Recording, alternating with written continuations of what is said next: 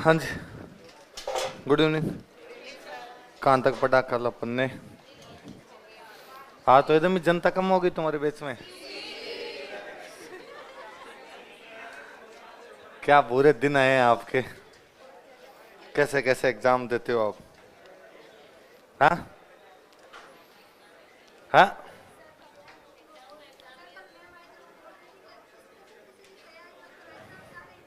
Ma'am आए थे, उन्होंने कहा कि स्पेशल किसी की तैयारी मत करो, सारे एग्जाम दो। तो उनकी बात आपने मान ली, और मैं इतने दिन से कर रहा हूँ वो नहीं।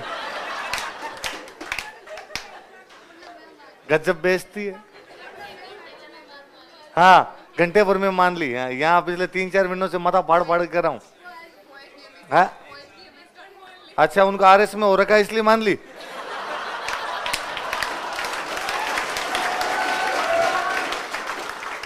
और क्या पता उन्होंने मेरी मान की सिलेक्शन हुआ हो। हाँ, गजब बेस्ट। कोई मतलब नहीं दुनिया का। आज शाम को ऊपर जा कूदूंगा नीचे, कोर्स बीच में रख दूंगा आपका। क्या बदला ले सकता हूं आपको? पूरा नहीं करूंगा कोर्स। है क्या? ऑडी की चाबी दे जा, मरो भले कहीं जाके, ओडी दे जाना। वो तो चिंता मत कर, मेरे मरते ही बैंक वाले ले जाएंगे तेरे से। चलो सुनाओ। देख, तो श्रावण शुक्ल तृतीया को क्या त्योहार आता है? और पूर्णिमा को, और भाद्रपद कृष्ण तृतीया को बड़ी तीज, और छठ को उपछठ या आलछठ, अष्टमी को, नवमी को, बारस को, अमावस्या को, भाद्रपद शुक्ल द्वितीया को, रामदेव जयंती या बाबरी बीज, चतुर्थी को, पंचमी को, अष्टमी को, दशमी को, एकादशी को, जल झूलनी एकादशी या देव झूलनी, चतुर्दशी को, पूर्णिमा से कितने होते हैं? किसकी पूजा? केले की सांझी का मंदिर कौन सा? अंतिम दिन व्रत कौन सा? शरद ऋतु के नवरात्रे, उनमें अष्टमी को, ओमाष्टमी या दुर्गाष्टमी, दशमी को, पूर्णिमा को, शरद पूर्णिमा या राष्ट्र, कार्तिकी चतुर्थी को, अष्टमी को, त्रयोदशी को, चतुर्दशी को, अमावस्या को, एकम को, द्वितीया को, अष्टमी को, नवमी को, आंवला नवमी या अक्षय नवमी, एकादशी को, और पूर्णिमा को सत्यनारायण पूर्णिमा, माघ की चतुर्थी को तिल चतुर्थी या संकटहरण चतुर्थी, उसके बाद अष्टमी को, सॉरी एकादशी को सरतिला एकादशी, अमावस्या को मौनिमा, एकम से पंचमी को, पूर्णिमा को, फाल्गुन की त्रयोदशी को, द्वितीया को, पूर्णिमा को, चैत्र की कृष्ण एकम को, अष्टमी को और एकादशी को, चैत्र शुक्ल एकम को, नव वर्ष और बसंत नवरात्र, तृतीया को, अष्टमी को, अशोक अष्टमी, और नवमी को, और पूर्णिमा को, और वैशाखी कृष्ण तृतीया को, ढींगा गौर, कौन सी? ढींगा गौर, वैशाखी शुक्ल तृतीया को आखा तीज, और पूर्णिमा को, और ज्येष्ठ की अमावस्या को वटवृक्ष अमावस्या, दशमी को, एकादशी को, आषाढ़ की शुक्ल एकम को गुप्त नवरात्रि, नवमी को, एकादशी को, और पूर्णिमा को गुरु पूर्णिमा या व्यास पूर्णिमा, श्रावण की कृष्ण पंचमी को, नवमी को, और अमावस्या को क्या होता है? हरियाली अमावस्या होता है। उसके बाद में आ जाओ जैनों में आपकी ऋषभ जयंती, चैत्र कृष्ण नवमी, कब आती है? चैत्र महावीर जयंती, चैत्र शुक्ल त्रयोदशी, रोट तीज, सुगंध दशमी या धूप दशमी, और 10 लक्षण पर्व शुक्ल पंचमी से चतुर्दशी, कौन कौन से महीने में? चैत्र, भाद्रपद और माघ। भाद्रपद वाले 10 लक्षण पर्व है। दिगंबरों का कब? भाद्रपद शुक्ल पंचमी से चतुर्दशी। और श्वेतांबरों का कृष्ण द्वादशी से शुक्ल चतुर्थ। इनके समा मांगने का दिन क्या कहलाता है? पड़वा डोक कब आती है? आश्विन कृष्ण एकम। इनके क्या कहलाता है? संवत्सरी। कब आती है? भाद्रपद शुक्ल पंचमी को आती है। उसके बाद आ जाओ चेटीचंड। चैत्र शुक्ल एकम क्या होता है? असुचंड, चालीहा महोत्सव और थदड़ी सातम। गुरु नानक जी की जयंती, गुरु गोविंद सिंह जी की जयंती, पौष शुक्ल और लोहड़ी और वैसाखी 13 अप्रैल। हिजरी कैलेंडर में मुहर्रम में आपके 10 तारीख हुसैन की याद में ताजिए निकलते हैं। सफर की 20 तारीख चहलम। रबीउल अव्वल की 12 तारीख ईद मिलादुल नबी और 12 वफा। ये 3 महीने खाली। उसके बाद में रज्जब की 1 से 6 तारीख ख्वाजा मोइनुद्दीन चिश्ती का उर्स। 6 तारीख को बड़े कुल की रस्म। 9 तारीख को बड़े कुल, पहले कुल की रस्म और फिर बड़े कुल। 27 तारीख को सबे मेराज और बाद में साबान की 14 तारीख को सबे बारात। और बाद में सबसे पवित्र महीना क्या रखते हैं? 27 तारीख को सबे कद्र। सव्वाल की 1 तारीख को ईद उल फितर। उसके बाद जिलकाद खाली। हज कौन से महीने में? जिलहिज। और जिलहिज की 10 तारीख को ईद उल अजहा। कौन सा है? आप लिखो, ईसाई थे हमारे।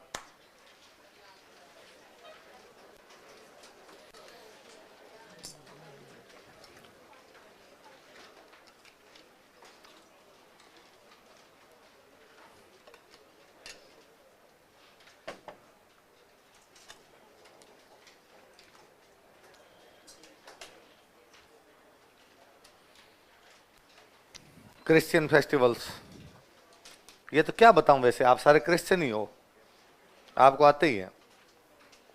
अभी देखो, आप अपने धर्म के बारे में फटाफट बता दोगे। बताओ क्रिसमस लिख लो, क्रिसमस लिख लो 25 दिसंबर। सारे ईसाई हो आप, न हिंदू हो न मुसलमान हो, क्या हो आप? ईसाई है। हाँ, मेरे को सारे आते हैं। मैं नास्तिक हूं, सब आते हैं, इसका मतलब किसी को नहीं मानना। 25 दिसंबर क्या होता है? ईसा मसीह का जन्म हुआ था। लिख लो, इस दिन ईसा मसीह का जन्म हुआ था। Jesus born on this day.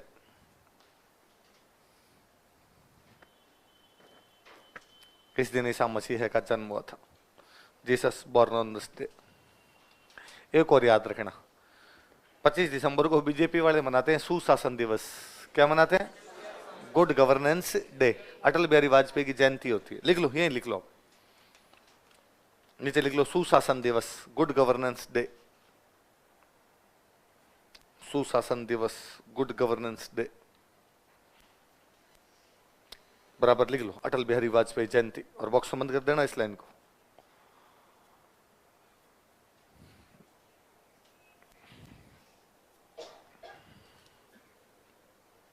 Atal Bihari Vajpayee जयंती, खाली वाजपेयी। कितना जोर आया तेरे को अटल बिहारी लिखने में। हाँ, अगला लिखो, नव वर्ष। लिखो न्यू ईयर, नव वर्ष कब आता है?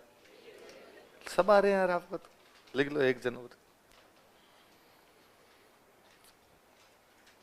भगवान बुद्ध 29 साल की उम्र में घर छोड़ के गए थे। कितने साल की उम्र में गए? 6 साल बाद में उनको ज्ञान की प्राप्ति हुई, मतलब 35 साल की उम्र में। कितने साल की? भगवान महावीर को ज्ञान की प्राप्ति हुई 42 साल की उम्र। कितने साल की? मोहम्मद साहब को ज्ञान की प्राप्ति हुई 40 साल की उम्र में। कितने साल की उम्र में?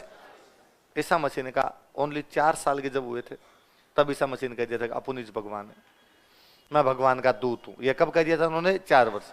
जिस दिन उन्होंने ये कहा था कि मैं भगवान का दूत हूं, मैं ईसा मसीह भगवान का दूत हूं, उस दिन से ईसाई धर्म की शुरुआत हो गई। उस तारीख को मान लिया 1-1-1। क्या मान लिया गया? तो 4 वर्ष की उम्र में उनको ज्ञान की प्राप्ति हुई थी। उस घटना से क्या शुरू किया जाता है? नया साल। आई बात समझो? देखो 4 वर्ष की उम्र में इन एज ऑफ 4 ईयर्स, 4 वर्ष की उम्र में in age of 4 years Isa Masih को ज्ञान की प्राप्ति हुई थी।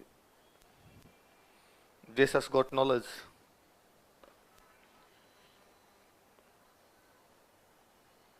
ईसा मसीह को ज्ञान की प्राप्ति हुई थी। Jesus got knowledge.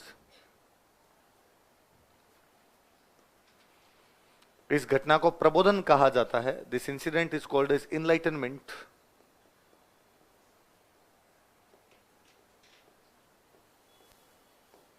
इस घटना को प्रबोधन कहा जाता है। This incident is called as enlightenment. प्रबोध, प्रबोध का मतलब क्या होता है? जागना। क्या होता है? इस घटना को प्रबोधन कहा जाता है। प्रबोध हो गया था, जाग गए थे, मतलब उनको पता चल गया था कि मैं क्या हूं, भगवान का दूत। लिख लो, यहां से ईसाई कैलेंडर की शुरुआत मानी जाती है। Start of Christian calendar is considered from this day. यहां से ईसाई कैलेंडर की शुरुआत मानी जाती है।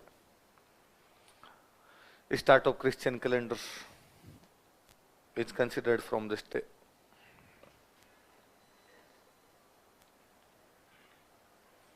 ईसाई कैलेंडर की शुरुआत मानी जाती। 3 त्योहार एक साथ पढ़ेंगे। देखो अपने लिखो गुड फ्राइडे। पहले एक बार देख लो इधर, बाद में लिखेंगे अपने।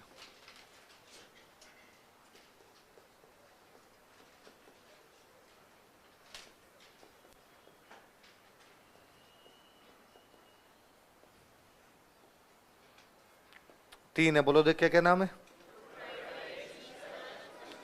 गुड फ्राइडे, ईस्टर और असेंशन। कौन कौन से हो गए बताओ देखे? गुड फ्राइडे, ईस्टर और असेंशन। सुनना देखो, जब ईसा मसीह 33 साल के हुए थे। कितने साल के हुए? ईसा मसीह ने जब कहा कि भाई मैं भगवान का दूत हूं, तो यहूदियों ने, जिन यहूदियों ने ये मान लिया कि भगवान के दूत है, वो तो कहलाए ईसाई। क्या कहलाए? कई उनका झूठ बोल रहा है, ढोंगी आदमी नहीं है भगवान का दूत, झूठ बोलता है। उन्होंने पकड़ के ईसा मसीह को मार दिया। तो ईसा मसीह को मार दिया गया था 33 साल की उम्र में। किस साल की उम्र में? ईसा मसीह को शुक्रवार के दिन सूली पर लटकाया गया था। किस दिन लटकाया गया? तो ईसा मसीह की मृत्यु किस दिन हुई? क्या कहलाता है? 2 दिन बाद, संडे को दिन वो वापस अपने शिष्यों को दिखाई दिए। पुनर्जन्म, चमत्कार को नमस्कार वापस दिखाई दिए। संडे को बोलते हैं ईस्टर। क्या बोलते हैं? ईसा मसीह की मृत्यु किस दिन हुई? पुनर्जन्म कब हुआ? फिर 40 दिनों तक दिखाई दिए। कितने दिनों तक? और 40 दिनों बाद वापस चले गए। वापस उसी जगह जाना जहां से आए थे, उसको क्या बोलते हैं? ऊपर की तरफ चढ़ना, असेंशन होता है। तो ये कौन सा हो गया? असेंशन। मृत्यु कब हुई? Good Friday. वापस कब आए? वापस कब चले गए? पर अब इसमें ये नहीं पता चल रहा ना कि कौन सा शुक्रवार है, कौन सा संडे है। शुक्रवार के दिन मृत्यु हुई, कौन से शुक्रवार को? संडे के दिन वापस आए, कौन से संडे को? तो उनके निकालने का तरीका बड़ा जोरदार है। ये कहते हैं 22 मार्च के बाद। किसके बाद? जो पहली पूर्णिमा आती है, फर्स्ट फुल मून जो आता है, उसका अगला जो भी संडे होगा वो ईस्टर है। ईस्टर क्या होता है? संडे। कब आएगा? 22 मार्च के बाद जो पहली पूर्णिमा आएगी, उसके बाद वाला संडे क्या होगा? मान लो 22 मार्च के बाद पहली पूर्णिमा आ रही है आपकी 26 मार्च को, उसका अगला संडे मान रहे हो 3 दिन बाद रहा है 29 मार्च को, तो 29 मार्च को तो क्या हो गया? ईस्टर। अब गुड फ्राइडे कब आ जाएगा? 27। 2 दिन पहले 27 मार्च को आ गया। और असेंशन डे कब आ जाएगा? 29 मार्च के 40 दिन बाद। तो ईस्टर को कैसे निकालते हैं बताओ देखिए? 22 मार्च के बाद जो पहली पूर्णिमा आती है, उसके बाद वाला रविवार क्या कहलाता है? ये आप देखो, आप ज्योग्राफी पढ़ते हो तो आप वो पढ़ते हो कि 21 जून, 22 मार्च, सितंबर, दिसंबर, ये पढ़ते हो। इक्विनॉक्स, इक्विनॉक्स पढ़े होंगे। विश्व है, बसंत विश्व है, शरद विश्व है, ऐसे पढ़े होंगे। तो दिन रात बराबर हो जाते हैं। तो उनको ये पता था कि 22 मार्च को बराबर होते हैं। तो जिस दिन बराबर होते हैं, उसके बाद में जो फुल मून आया था, मतलब जो पूर्णिमा आई थी, उसका अगला संडे जो था वो हमारा क्या था? वापस आने का दिन था। फिर इससे वो निकाल लेते हैं। आई बात समझ में? लिखो गुड फ्राइडे,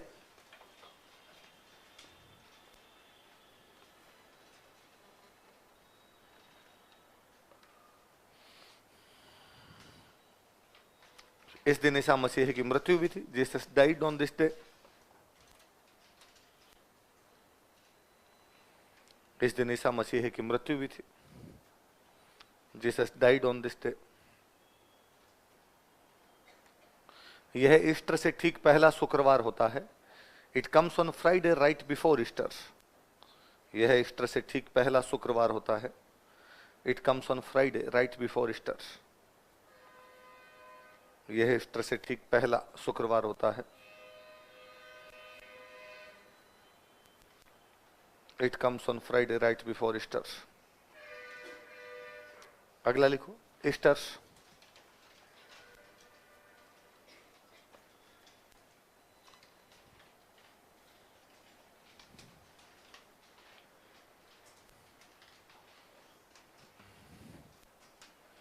लिखो, रविवार के दिन ईसा मसीह का पुनर्जन्म हुआ था।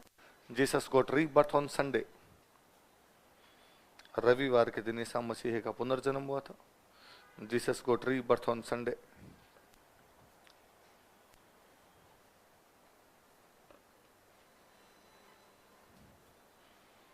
ईसा मसीह का पुनर्जन्म हुआ था। Jesus got rebirth on Sunday. किस दिन पुनर्जन्म हुआ था? ये ऐसा कैसा लिख लो, पूरा लाइन क्या करोगे लिख के, पूरा लिख लो। 22 मार्च के बाद पहली पूर्णिमा, उसका अगला संडे 22 मार्च, उसके बाद फुल मून, फुल मून के अगला संडे क्या होता है? ईस्टर। तो कब आता है ईस्टर बताओ देखे? 22 मार्च के बाद जो पहली पूर्णिमा आती है उसके बाद वाला संडे क्या होता है? ईस्टर।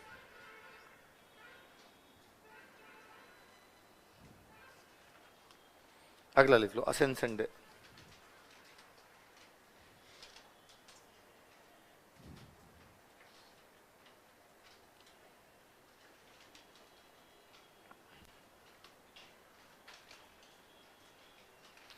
देखो, ईसा मसीह वापस स्वर्ग चले गए थे। Jesus return back to heaven. Isa Masih वापस स्वर्ग चले गए थे। Jesus return back to haven.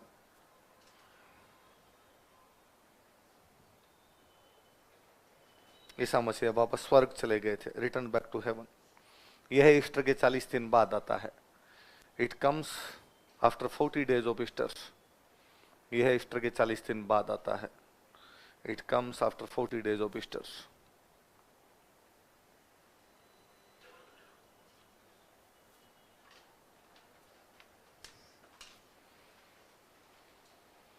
Easter के 40 दिन बाद आता। हो गया? सीधा बताओ, मुझे बताओ, जीसस का जन्म कब, जन्म क्या कहलाता है? क्रिसमस। ज्ञान की प्राप्ति, नया साल, मृत्यु, गुड फ्राइडे, वापस आना, ईस्टर, वापस जाना। एक भगवान, 5 ही घटनाएं।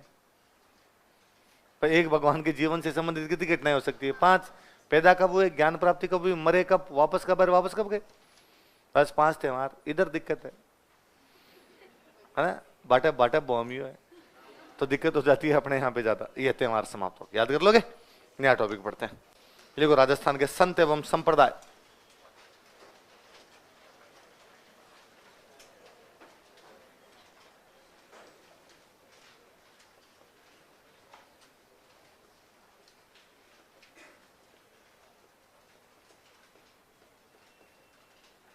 Cents and sects of Rajasthan.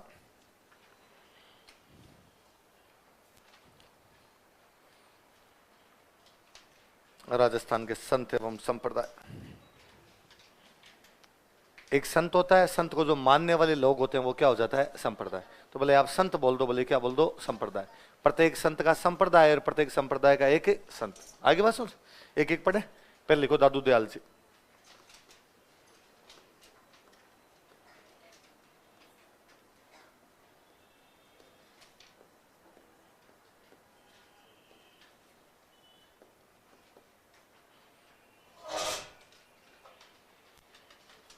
पहले कौन है? दादू दयाल जी का जन्म हुआ था अहमदाबाद। लिखो, जन्म स्थान अहमदाबाद, बर्थ प्लेस अहमदाबाद। ये याद रखना भाई। जन्म गुजरात में हुआ था लेकिन फिर भी अपने राजस्थान में रहे, इसलिए अपने राजस्थान के संतों में पढ़ते हैं। जन्म स्थान अहमदाबाद। माता पिता का पता नहीं कौन थे कौन नहीं थे। कहते लोदीराम नाम के एक ब्राह्मण ने इनका पालन पोषण किया था। लिखो, लोदीराम नामक ब्राह्मण ने इनका पालन पोषण किया था। ए ब्राह्मण नेम्ड लोदीराम ब्रॉट अप हिम। लोदीराम नामक ब्राह्मण ने इनका पालन पोषण किया था। ए ब्राह्मण नेम्ड लोदीराम ब्रॉट अप हिम।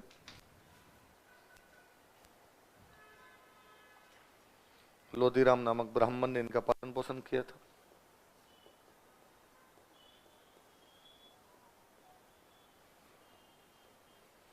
गुरु जी का नाम है ब्रह्मानंद जी, लिख लो गुरु।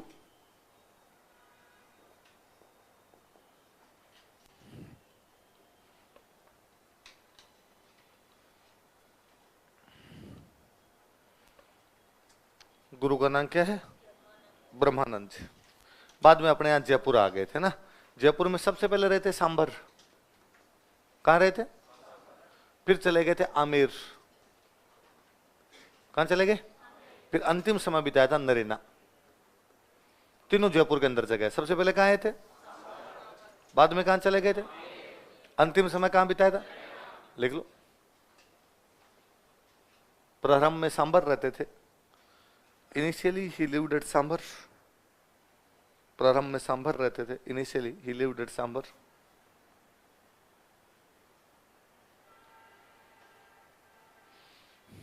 लेकिन बाद में आमेर चले गए थे, but later on he moved to Amer.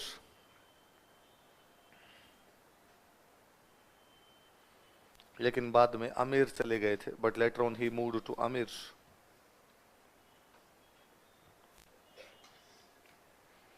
बाद में कहां चले गए थे?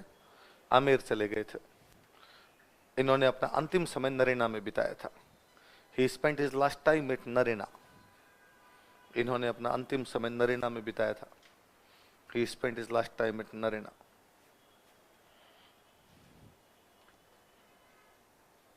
अंतिम समय कहां बिताया था?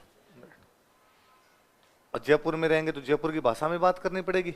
जयपुर की भाषा होगी आपके ढूंढाड़ी। तो इन्होंने अपने उपदेश कौन सी भाषा में दिए? लिख लो। इन्होंने ढूंढाड़ी भाषा में उपदेश दिए थे। He delivered his teachings in Dhundhari language. इन्होंने ढूंढाड़ी भाषा में अपने उपदेश दिए। ढूंढाड़ी में भी वहां मैंने लिखवाया था। दादू दयाल जी की रचनाएं बताई थी बात। इन्होंने ढूंढाड़ी भाषा में अपने उपदेश दिए थे। He delivered his teachings in Dhundhari language. कौन सी भाषा में दिए थे? अच्छा, क्या मैसेज दिए? तो इन्होंने मैसेज दिया कि भाई मूर्ति पूजा नहीं करनी चाहिए, और बिना मूर्ति पूजा वाली जो भक्ति है वो भक्ति है निर्गुण। कौन सी भक्ति है?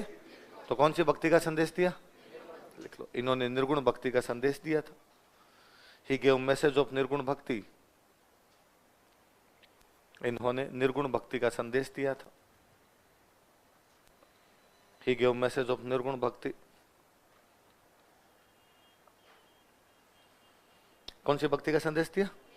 अब निर्गुण भक्ति का बड़ा संदेश देने वाले व्यक्ति थे कबीरदास जी। कौन थे? तो इनको हम कह सकते हैं राजस्थान का कबीर। लिख लो, इन्हें राजस्थान का कबीर कहा जाता है। He is called as Kabir of Rajasthan. इन्हें राजस्थान का कबीर कहा जाता है। He is called as Kabir of Rajasthan. पत्थर पूजे हरी मिले तो मैं पूजूं पहाड़, ताते तो चाकी भली इन पीस खाए। बाटे पूजने से यदि भगवान मिलते हो तो मैं पूरी जलाना डूंगरी पूज दूं। इससे अच्छा तो पत्थर की चक्की है जिससे संसार पीस पीस के तो खा लेता है। इस मूर्ति में तो कुछ भी रखा हुआ। ऐसे संदेश कौन दे रहे थे? कबीरदास जी। इसका मतलब मूर्ति पूजा नहीं करनी। बिना मूर्ति पूजा वाली भक्ति कौन सी है? निर्गुण भक्ति। राजस्थान में संदेश कौन दे रहे थे? तो क्या हो गया? राजस्थान का कबीर। फिर इन्होंने कहा बस सब लोग बराबर है, कोई भी ऊंच नीच नाम की चीज ही, सब लोगों के साथ निष्पक्षता का व्यवहार करना चाहिए। इसलिए इनका आंदोलन कहलाया निपक्ष आंदोलन। क्या कहलाया? निष्पक्ष से वो क्या बन गया? निपक्ष। लिख लो। इन्होंने निपक्ष आंदोलन चलाया था। He started Nipaksh movement. इन्होंने निपक्ष आंदोलन चलाया था। He started Nipaksh movement.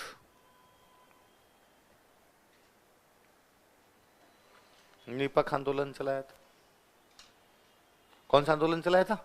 Nipaksh आंदोलन चलाया था। ये जहां सत्संग लगाया करते थे ना, उस जगह को बोलते हैं अलख दरीबा। क्या बोलते हैं? लिख लो, सत्संग स्थल बराबर अलख दरीबा। सत्संग प्लेस ही लिखना इंग्लिश में भी। सत्संग प्लेस बराबर अलख दरीबा।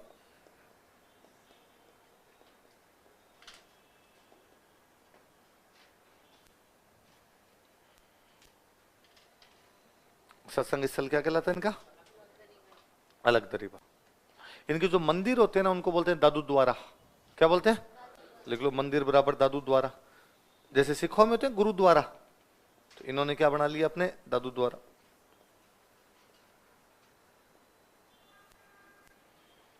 मंदिर क्या कहलाता है? अब सवाल ये उठता है कि सर जब मूर्ति पूजा ही नहीं करते तो मंदिर का करेंगे क्या? मंदिर में किसकी पूजा करेंगे? मैंने बताया था आपको कि वे संप्रदाय जो मूर्ति पूजा नहीं करते वो हमेशा किताबों की पूजा करते हैं। किसकी करते हैं? यहूदी, ईसाई, इस्लाम मूर्ति पूजा नहीं करते। तो new testament, old testament, Quran. Sikh नहीं करते, गुरु ग्रंथ साहिब। तो इन्होंने भी बाद में, दादू दयाल जी की किताब थी, उस किताब का नाम है वाणी। क्या नाम है? तो मंदिर में किसकी पूजा की जाती है? दादू दयाल जी की वाणी। लिख लो, मंदिर में दादू दयाल जी की वाणी की पूजा की जाती है। Vani of Dadu Dayal ji is worshipped in temple. मंदिर में दादू दयाल जी की वाणी की पूजा की जाती है। Vani of Dadu Dayal ji is worshipped in temple. मंदिर में दादू दयाल जी की वाणी की पूजा की जाती है। Vani of Dadu Dayal ji is worshipped in temple. जब यहाँ आमेर रहते थे ना, तब आमेर के राजा थे भगवंत दास। कौन राजा थे? नाम पढ़ा हमने, भगवंत दास। उन दिनों अकबर की राजधानी हुआ करती फतेहपुर सीकरी। राजधानी कौन सी थी? तो अकबर को पता चला, अकबर ने भगवंत दास जी कहा, भगवंत दास जी मैंने सुना है कि आपके आमेर में एक बड़े संत रहते हैं। उनका हाँ साहब सही बात है, हमारे वहां पर दादू दयाल जी रहते हैं, तो यार मिलवाओ कभी। तो 1585 में भगवंत दास जी दादू दयाल जी को किससे मिलवाने के लिए लेके गए? अकबर से। कहाँ पे? 1585 ईस्वी में, इन 1585 एडी। 1585 ईस्वी में, इन 1585 एडी, आमेर के राजा भगवंत दास के साथ, ही अलोंग विथ आमेर किंग भगवंत दास,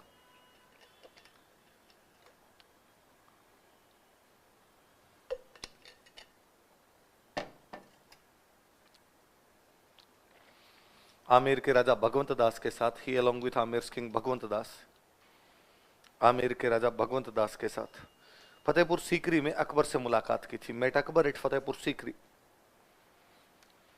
फतेहपुर सीकरी में अकबर से मुलाकात की थी। He met Akbar at Fatehpur Sikri.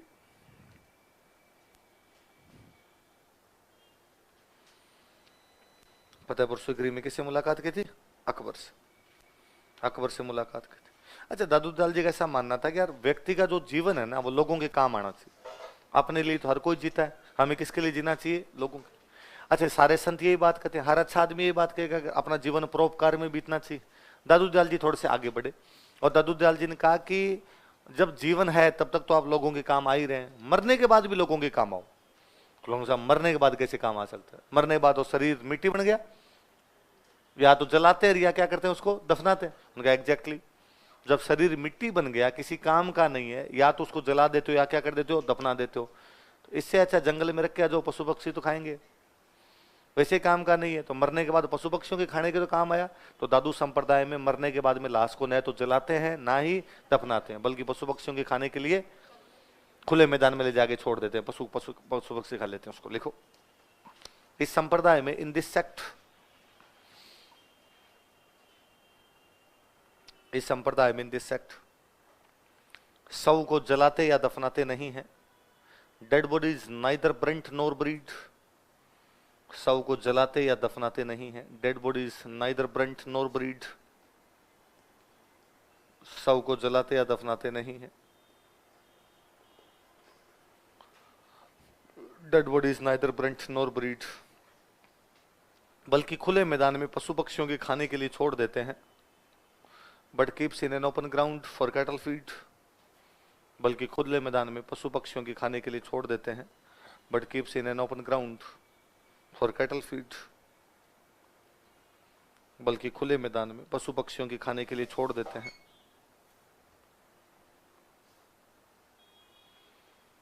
खुद दादू जी की जो लाश है वो अपने जयपुर के अंदर एक बहराना की पहाड़ी है। कौन सी पहाड़ी है? यहां पर रखी गई थी। लिखो, दादू जी का शव, dead body of Dadu ji, Dadu जी का शव, dead body of Dadu ji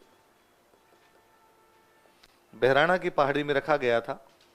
was kept in Bahrana हिल, बहराना की पहाड़ी में रखा गया था। वॉज केप्ट इन बहराना हिल।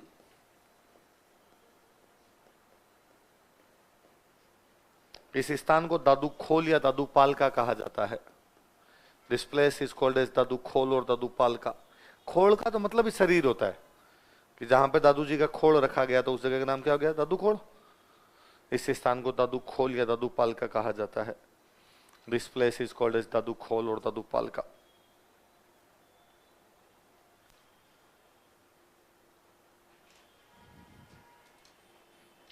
इस स्थान को दादू खोल या दादू पालका कहा जाता है। मुख्य के अंदर नरेना, लास्ट में वही रहे थे तो फिर मुख्य के अंदर कौन सा है? लिख लो, मुख्य के अंदर नरेना, मेन सेंटर नरेना। नरेना जयपुर में, मुख्य के अंदर नरेना। मेला लगता है नरेना में फाल्गुन शुक्ल पंचमी से एकादशी तक। कब से कब तक बताओ देंगे? फाल्गुन शुक्ल पंचमी से एकादशी। लिख लो मेला, फाल्गुन शुक्ल पंचमी से एकादशी, फ्रॉम फाल्गुन शुक्ल पंचमी टू एकादशी। फाल्गुन शुक्ल पंचमी से एकादशी तक।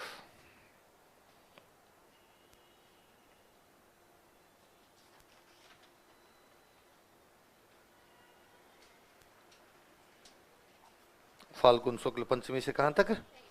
एकादशी तक। दादू जी के 52 मुख्य शिष्य थे। कितने 52 शिष्य? कितने शिष्य थे? जिनको बाद में बोलने लगे 52 स्तंभ। क्या कहने लगे? लिख लो, दादू जी के 52 मुख्य शिष्य थे। There were 52 prominent disciples of Dadu ji. Dadu ji के 52 मुख्य शिष्य थे। There were 52 prominent disciples of Dadu ji. Dadu ji के 52 मुख्य शिष्य थे। There were 52 prominent disciples of Dadu ji, जिन्हें 52 स्तंभ कहा जाता है। They are called as 52 pillars. जिन्हें 52 स्तंभ कहा जाता है, they are called as 52 pillars.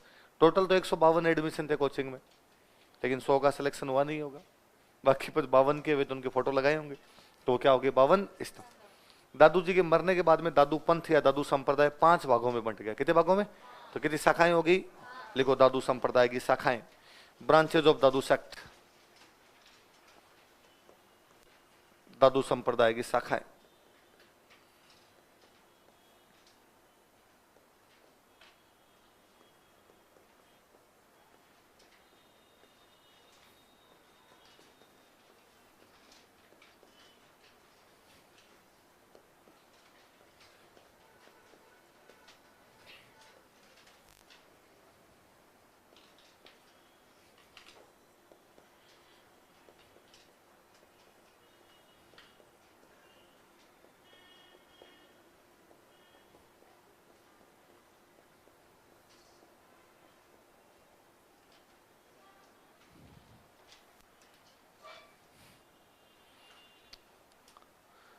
क्या क्या नाम बताओ? देखे, खालसा, विरक्त, उत्तरादे, खाकी, नागा। दोबारा बोलो देखे, खालसा, विरक्त, उत्तरादे। खालसा का मतलब मुख्य के अंदर होता है ना? अपने पढ़ते राजा के पास जो जमीन है वो खालसा, और सामंतों के पास जो जमीन है वो जागीर। तो राजा के पास मुख्य के अंदर वाली जमीन तो होती है, तो मुख्य के अंदर इनका कौन सा है? नरेना। तो वे दादू संप्रदाय के लोग जो नरेना आते हैं, नरेना धोख लगा के जाते हैं, वो क्या कहलाते हैं? जो नरेना को मानते हैं वो तो क्या हो गए? खालसा। कुछ ऐसे साधु हुए जो घर बार छोड़ गए, जो उनका भाई ये दुनिया ये महफिल अब काम की नहीं, वो क्या कहलाए? जो नरेना वाली पीठ को मुख्य माने वो तो कौन से हो गए? जो घर बार छोड़ गए वो कौन से हो गए? दादू दयाल जी के मरने के बाद में यहाँ एक संत थे बनवारी दास जी, क्या नाम था? वो चले गए हरियाणा। कहां चले गए? हरियाणा अपने से कौन सी दिशा में? पूर्व में या दक्षिण में? उत्तर। कौन सी में? तो वे लोग जो हरियाणा चले गए वो कहलाए उत्तरादे। क्या कहलाए? वे लोग जो नरेना वाली पीठ को मुख्य मानते हैं, जो घर बार छोड़ गए, जो हरियाणा चले गए। कुछ ऐसे साधु हुए जिन्होंने खाकी कपड़े पहनने शुरू कर दिए, चेहरे के भस्म लगाने शुरू कर दी, राख लगाने शुरू कर ली, वो क्या हो गए? जो नरेना की मुख्य पीठ को माने, घर बार छोड़ जाए, हरियाणा चले जाए, राख और भस्म लगा के रखे, जो जिंदाबाद हो जाए, कपड़े वपड़े त्याग दिए, वो कौन से हो गए? तो कौन कौन सी 5 शाखाएं बताओ देखे? ये 2012 के मेंस का क्वेश्चन है। दादू पंथ की शाखाओं के नाम बताइए। क्या क्या नाम बताओ देखे? खालसा, विरक्त, उत्तरादे, खाक। याद रह जाएगी बात? थोड़ा शिष्यों के बारे में पढ़ते हैं इनके। लिखो, प्रमुख शिष्य 52 थे, 2-4 तो पढ़े, 52 नहीं पढ़े तो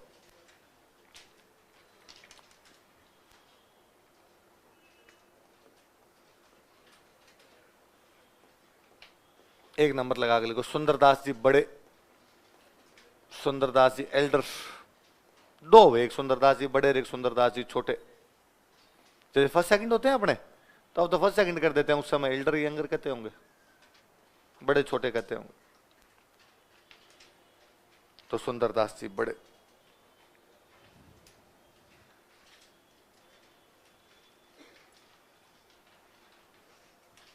कौन है बताओ? सुंदरदास जी बड़े। बीकानेर में एक राजा हुए थे कल्याणमल, पढ़ते हैं अपने कल्याण। ये कल्याणमल के छोटे भाई थे, वास्तव में नाम था भीमराज। क्या नाम था? लिखो वास्तविक नाम भीमराज, एक्चुअल नेम, वास्तविक नाम भीमराज, एक्चुअल नेम भीमराज।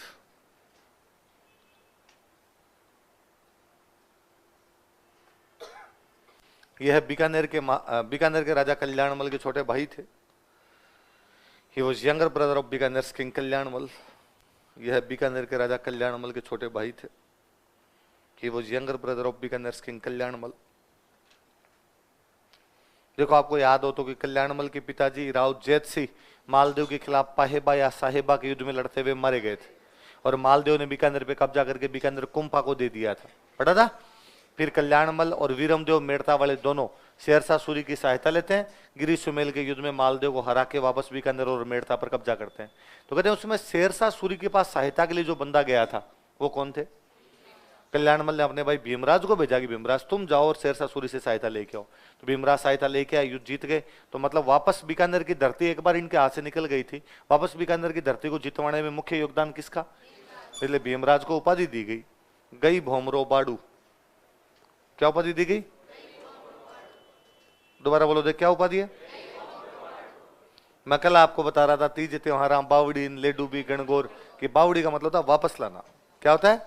गई मतलब जो चली गई, भौम मतलब धरती, बाहड़ू मतलब उसको वापस लाया। जो धरती चली गई थी उसको वापस लाने वाला कोई बंदा था, तो कौन था? इसलिए उपाधि क्या है? लिख लो उपाधि।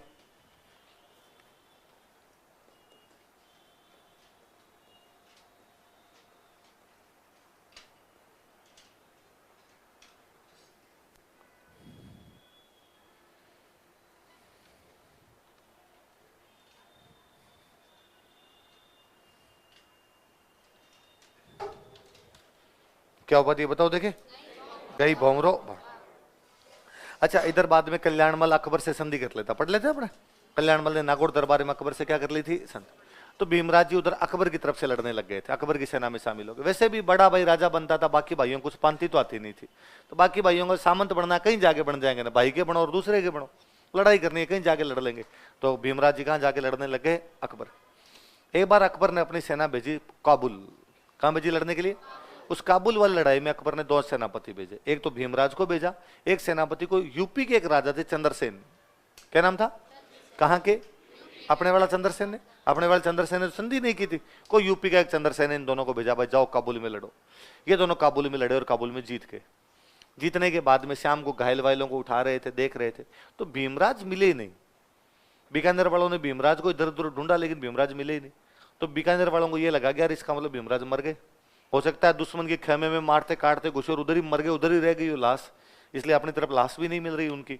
तो बीकानेर वाले काबुल से चुपचाप गए बीकानेर, और भीमराज के घर वालों को जाका वे भीमराज जी तो मर गए, और ये उनके कपड़े वगैरह ले लो।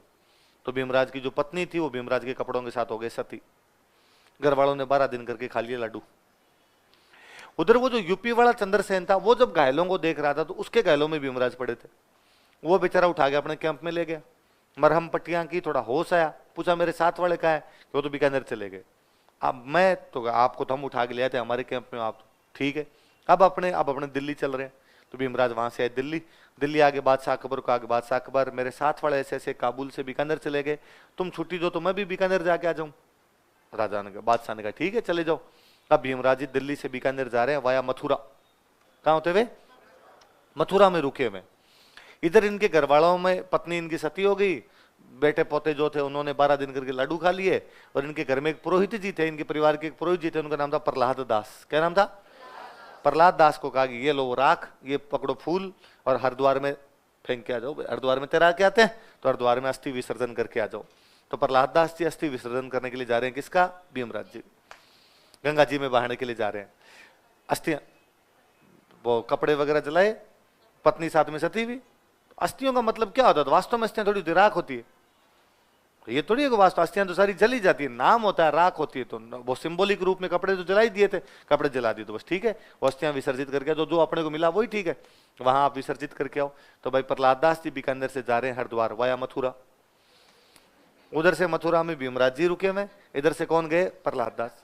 प्रहलाद दास जी जैसे भीमराज जी को देखा, प्रहलाद दास जी ने कहा ठाकरा जी ऊँता हो। तो भीमराज जी ने कहा अरे यार पुरोहित जी क्या बात करते हो, आप कैसे इधर? कहा मैं ये ना आपकी अस्थियां लेके जा रहा हूं। क्या बात करते हो, कैसे?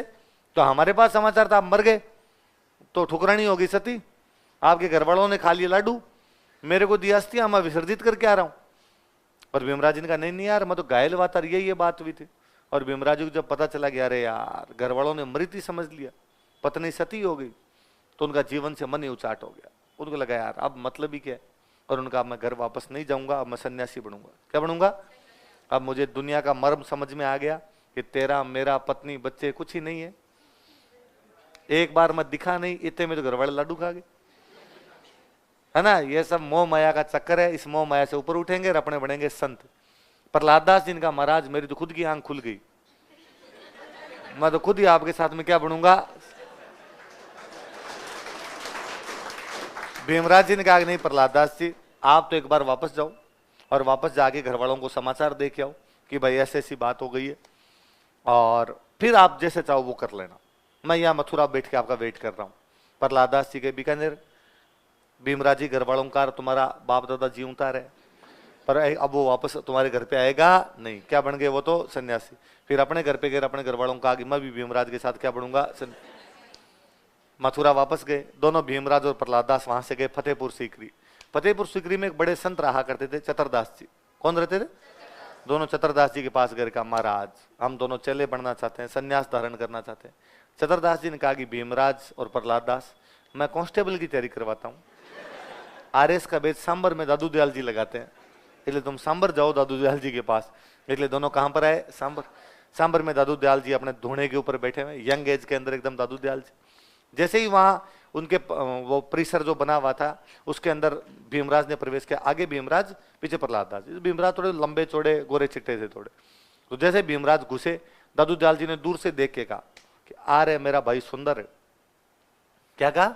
आ रहे मेरा भाई सुंदर। और भीमराज आगे दंडवत प्रणाम किया, महाराज मेरा नाम सुंदर नहीं है, मेरा नाम भीमराज है, बीकानेर राजा कल्याणमल का छोटा भाई हूँ, जीवन में ये घटनाएं घटित हुई, इस वजह से मैं क्या धारण करना चाहता हूँ, संन्यास। दादू दयाल जी ने कहा कि यार मैं तो जानता ही नहीं है तू कौन है, शकल का फूटर लगा इसलिए मैंने तेरे क्या कह दिया, सुंदर। पर अब जब तुम बता रहे हो कि तुम राजकुमार है, तो राजकुमार भीमराज, संन्यास धारण करना राजकुमारों के बस की बात नहीं है। यहाँ बाबा बनने के अंदर सब कुछ होम करना पड़ता है, अपना ईगो, अहंकार, काम, क्रोध, मोह, माया, इन सब से ऊपर उठ के बनता है। तुम राजकुमारों से छूटती नहीं है चीजें, तुम्हारे मन में ईगो भी होता है, तुम्हारे मन में मोह माया भी होती है, तुम्हारे मन में विलासिता भी होती है, तुम्हारे मन में घर परिवार भी रहता है, बीवी बच्चे भी रहते हैं। भीमराज ने कहा महाराज कुछ ही नहीं चाहिए, अब मैं आपकी शरण में हूं, मुझे आपकी शरण में रख लो। पक्का? कहा महाराज विश्वास नहीं है तो मैं सब कुछ त्याग करने के लिए तैयार हूं, मैं तो कपड़े ही त्याग दूंगा। तो नागा साका के संस्थापक कौन है? सुंदरदास जी। कौन है? तो महाराज मैं कपड़े तक त्यागने के लिए तैयार हूं, पर महाराज मेरी एक शर्त है, मैं क्षत्रिय हूं, हथियार नहीं छोड़ पाऊंगा, मेरी जो तलवार है ये मेरे पास में रहनी चाहिए। दादूलाल जी ने कहा रख सकता है, और बता दे क्या रखनी? तो उसने कहा 5 चीज रखनी है मुझे, केस, कंघा, कड़ा, कृपाण, कच्छा। क्या क्या 5 चीजें? केस, कंघा, कड़ा, कृपाण, और जो आज आप सिखों के साथ जोड़ते हो। हमने तो 5 चीजें सिखों की है, ये 5 चीजें पहली बार कोई मांग रहा था तो वो आदमी कौन थे? किसे मांग रहे थे? दादूलाल जी ने कहा तथास्तु। बाद में नागा साधु जो भी होते हो 5 चीजें रखते। क्या क्या रखते? केस, कंघा, कड़ा, कृपाण। तो नागा सागा के संस्थापक कौन थे? पीछे खड़े थे आपके प्रहलाद दास जी। प्रहलाद दास जी ने कहा सर मुझे भी कोचिंग में एडमिशन दो। दादूलाल जी ने कहा नहीं, प्रहलाद दास ये बताओ कि तुम्हारे मन में वैराग्य जो था वो किसको देख के आया? कि मेरे मन में साहब भीमराज को देख के आया। तो कहा मेरा चेला भीमराज, भीमराज का चेला तू। भीमराज का नाम बदल के क्या हो गया? तो दादू दयाल जी के चले सुंदरदास जी, सुंदरदास जी के चले प्रहलाद दास। कई दिन यहाँ पे रहे, सांबर रहे। फिर कहा महाराज अब हम कोचिंग अलग खोलेंगे, हमारी यहाँ नहीं रहेंगे। तो दोनों यहाँ से अलवर में गांव है, वहां चले गए घाटड़ा। कहां पे चले गए? वहां घाटड़ा जाके रहने लगे। थोड़े दिन वहां घाटड़ा रहे। फिर वहां से सुंदरदास जी ने प्रहलाद दास जी का कि पुरोहित जी आप संभालो ये बड़ा मैटर, तो मैं जाऊंगा हिमालय। और सुंदरदास जी कहां चले गए? हिमालय। दादू संप्रदाय ये मानता है कि सुंदरदास जी आज भी जीवित है, सुंदरदास जी अभी तक मरे नहीं, अभी भी हिमालय के अंदर वो तपस्या करते हैं। दादू संप्रदाय मानता है कि आज भी सुंदरदास जी यदा कदा दर्शन देते हैं, अभी भी कई बार यहाँ नरेना पधारते हैं। खेतड़ी के आसपास सुंदरदास जी की मंदिर है, वो लोग भी मानते हैं कि हमें सुंदरदास जी दर्शन देते हैं। तो सुंदरदास जी के बारे में कहा जाता है कि सुंदरदास जी अमर है, अभी तक सुंदरदास जी मरे। नागा साधु अपने पास हथियार रखते, तो बाद में लड़ने लग गए, राजाओं की सेना के अंदर लड़ा करते थे। सवाई जयसिंह ने इनको जयपुर की सेना में शामिल कर लिया कि लो आ जाओ इधर से लड़ो अपने। इनका जो रहने की जगह होती है उसको बोलते हैं छावनी। क्या बोलते हैं? फौज कहां रहती है? नागाओं की फौज थी, नागाओं की फौज कहां रहने लगी? और गजब लड़ाके थे। यदि आप में से कोई भी खाटू श्याम जी के मंदिर जाता है, वहां हाथ जोड़ के आते हो, तो खाटू श्याम जी के मंदिर में हाथ जोड़ने से पहले नागा साधुओं को हाथ जोड़ा कीजिए। खाटू श्याम जी का मंदिर इसीलिए पड़ा हुआ है क्योंकि नागाओं ने बचा लिया, वरना खाटू श्याम जी का मंदिर कभी का टूट जाता। नागी खूब लड़े थे खाटू श्याम जी के मंदिर को बचाने के लिए। सवाई प्रताप सिंह जो जयपुर के राजा थे, मराठों के खिलाफ युद्ध लड़े, तुंगा पाटन मालपुरा, याद हो तो? उन तीनों युद्धों में तुंगा पाटन मालपुरा में सवाई प्रताप सिंह की कोई सहायता कर रहे थे, तो वो कौन थे? नागा। तो नागा साधुओं का काम बाद में क्या था? युद्ध करना, धर्म के लिए युद्ध करना। इसलिए आज भी अपने घर के अंदर अपना भाई भी छोटा हो और लड़ाइयां ज्यादा करता तो अपने नागो है, इसका मतलब ये थोड़ी वो कपड़े उकाड़ के रहता है, नंगा थोड़ी घूमता है, वो बदमाश है, इसलिए अपने क्या कहते हैं? वो लड़ाइयां करता है, इसलिए क्या कहते हैं? तो आपने किसी को लड़ाई करना, नागो आदमी है, इसके बराबर कौन जाए यार। तो इसका मतलब ये नहीं कपड़े उतार दिए उसने, इसका मतलब वो बदमाश है, लड़ाइयां करता है। आई बात समझ में? लिखो, इन्होंने नागा शाखा की स्थापना की थी। ही फाउंडेड नागा ब्रांच। इन्होंने नागा शाखा की स्थापना की थी। ही founded Naga branch.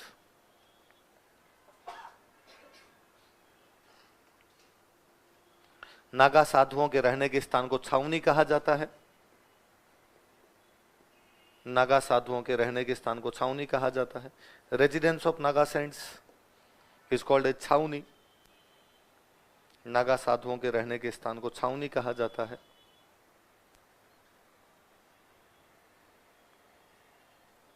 Residence of Naga saints are called a छावनी।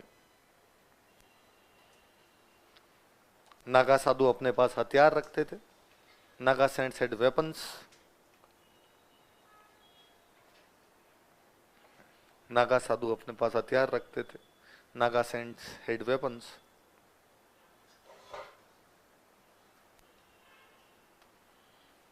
सवाई जयसिंह ने इन्हें जयपुर की सेना में शामिल किया था। Sawai Jaisingh included them in army of Jaipur. Sawai Jaisingh ने इन्हें जयपुर की सेना में शामिल किया था। Sawai Jaisingh included them in army of Jaipur.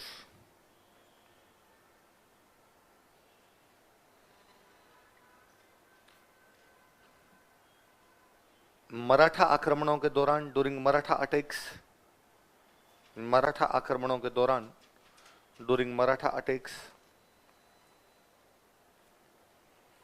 Maratha आक्रमणों के दौरान, ड्यूरिंग मराठा अटैक्स, इन्होंने जयपुर महाराजा प्रताप सिंह की सहायता की थी। दे हेल्प जयपुर महाराजा प्रताप सिंह। इन्होंने जयपुर महाराजा प्रताप सिंह की सहायता की थी। दे हेल्प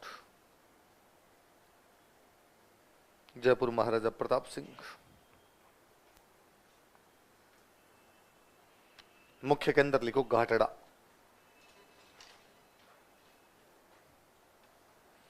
मुख्य के अंदर घाटड़ा, मेन सेंटर अलवर में, अलवर में घाटड़ा।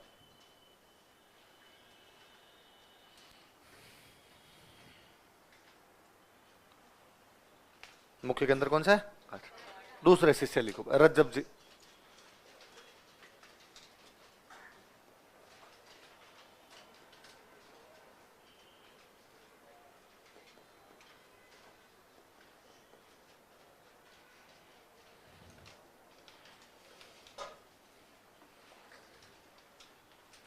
कौन है बताओ, देखिए रज्जब जी। देखो यह सांगानेर के पठान थे, ये वो जो पठान ऑफ सांगानेर, यह सांगानेर के पठान थे, ये वो जो पठान ऑफ सांगानेर। अच्छा, इनके साथ और जोरदार घटना हुई। रज्जब जी अपनी बारात लेके जा रहे थे, ब्याह करने जा रहे थे। पहले बारातें ऊंटों पे घोड़ों पे से जाया करते। सांगानेर से रवाना हुए, आमेर तक आते आते कहा भाई थोड़ा रेस्ट कर लो, खाना वाना खा के फिर आगे चलेंगे। तो आमेर में आके रुक गए।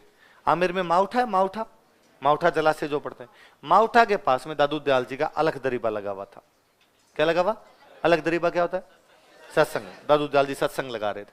तो बाराती वहां जाके बैठ गए कि यार गर्मी का टाइम है, थोड़ा रेस्ट करते हैं, इतनी देर बाबा जी का थोड़ा सुन लेते हैं भाई, प्रवचन सुन लेते हैं, फिर आगे बढ़ेंगे। रज्जब जी भी दुल्हे बने हुए, शेरवानी पहनी हुई, एकदम साफा बांधा हुआ, सिर मोड़, तुर्रा, कलंगी, एंटीना सब लगाए हुए एकदम, है ना। एंटीना होता है साफे में जो एक दो बीचों बीच लंबा सा होता है, उसको क्या बोलते हैं? सब लगा के एकदम तैयार होके वहां बैठे। दादू दयाल जी आंखें बंद करके कह रहे थे कि मोह माया घर गृहस्थी में कुछ नहीं रखा हुआ। जो इस घर गृहस्थी के जंजाल में फंस गया, उनकी मुक्ति संभव।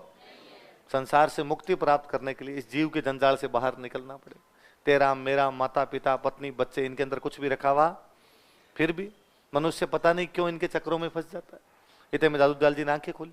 आंखें खोल तो आगे रज्जब जी बैठे, दुल्हे के वेश में और बैठे, और उन्होंने पूछा क्या नाम है तुम्हारा? रज्जब। और दादू दयाल जी ने कहा रज्जब थू गजब कियो, माथे बांध्यो मोड़, मोड़ होता है दूल्हे के, रज्जब थू गजब कियो, माथे बांध्यो मोड़। हे रज्जब, क्या गजब करने जा रहा है? तूने माथे पे मोड़ बांध रखा, मतलब दूल्हा बनावे। आयो तो हरि भजन ने, तुझे भगवान ने क्या करने के लिए भेजा था? हरि का नाम लेने के लिए भेजा था। आयो तो हरि भजन ने, बैठो किंग थोड़, और देख क्या टुच्चा काम करने जा रहा, शादी जैसा, मतलब यही काम बाकी रहा। और रज्जब जी खड़े होकर कहा महाराज आपने मेरी आंखें खोल दी। और अपने घर वालों को रज्जब जी ने कहा कि आप जाओ बारात लेके, मैं महाराज के पास ही रहूंगा। बारात वापस लौट गई, और दादू जी के उपदेश सुन के रज्जब जी ने शादी, और महाराज अब मैं सन्यासी बनूंगा, ये दूल्हे वाले कपड़े भी खोल देते। दादू लाल जी ने कहा रुको, तुम्हें ये वैराग्य की प्राप्ति, ज्ञान की प्राप्ति कौन से कपड़ों में हुई? कि साहब इन्हीं कपड़ों में हुई। तो आज के बाद तुम यही कपड़े रखोगे। इसलिए आजीवन दूल्हे के वेश में रहने वाले संत कौन थे? दादू जी के उपदेश सुनकर इन्होंने विवाह नहीं किया था। After taking teachings of Dadu ji, he did not get married. Dadu ji के उपदेश सुनकर, after taking teachings of Dadu ji, Dadu ji के उपदेश सुनकर, after taking teachings of Dadu ji, इन्होंने विवाह नहीं किया था। He did not get married, तथा आजीवन दूल्हे के वेश में रहे थे। And lived in groom costume throughout his life, तथा आजीवन दूल्हे के वेश में रहे थे। And lived in groom costume throughout his life, आजीवन दूल्हे के वेश में रहे थे।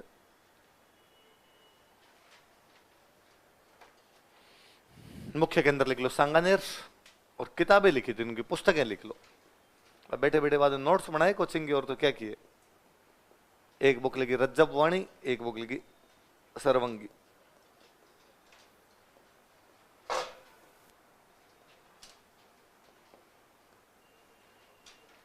मुख्य के अंदर लिख लेना पहले सांगानेर।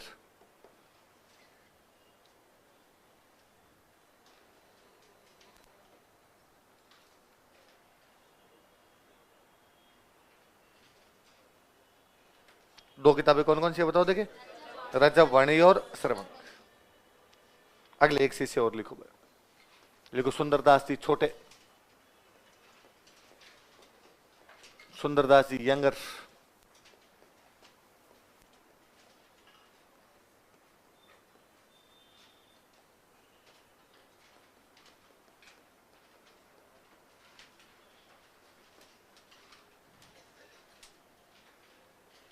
सुंदरदास जी छोटे या सुंदरदास जी यंगर, लिखो इनके बारे में लिखो।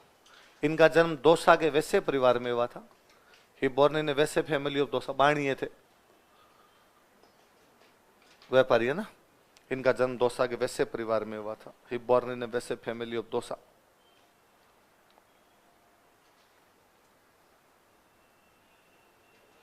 पर लंबे टाइम तक अपने सिक्कर में एक जगह पड़ती है फतेहपुर, या फतेहपुर रहे थे भाई। लिख लो। इन्होंने अपना लंबा समय फतेहपुर में बिताया था, कोष्टक में सिक्कर लिख लेना। He spent his long time at Fatehpur. इन्होंने अपना लंबा समय फतेहपुर में बिताया था। He spent his long time at Fatehpur. लंबा समय फतेहपुर में बिताया था। इनका मुख्य के अंदर लिख लो, दौसा में जगह पड़ती है गेटोलाओ।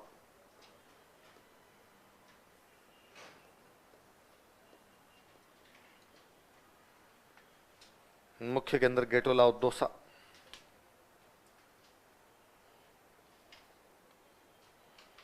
मुख्य के अंदर कौन सा है? गेटोलाओ दौसा। 42 किताबें लिखी। दादू संप्रदाय में सबसे इंटेलिजेंट कोई संत हुए थे, दो सुंदरदास जी छोटे थे, लिख लो।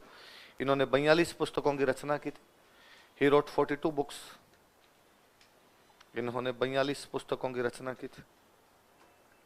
He wrote 42 books.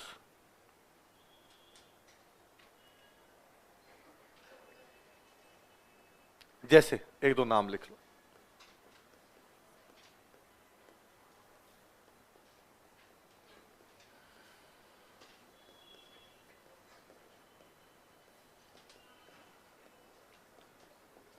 सुंदर सागर, सुंदर विलास,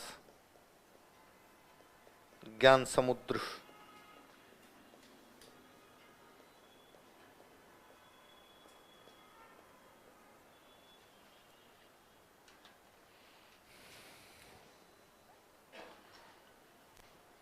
क्या क्या नाम बताओ देखिए? सुंदर सागर, सुंदर विलास और ज्ञान समुद्र।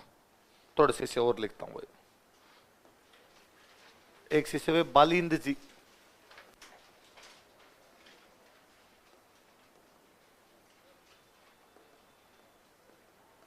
और बालिंद जी ने बुक लिखी आरिलो।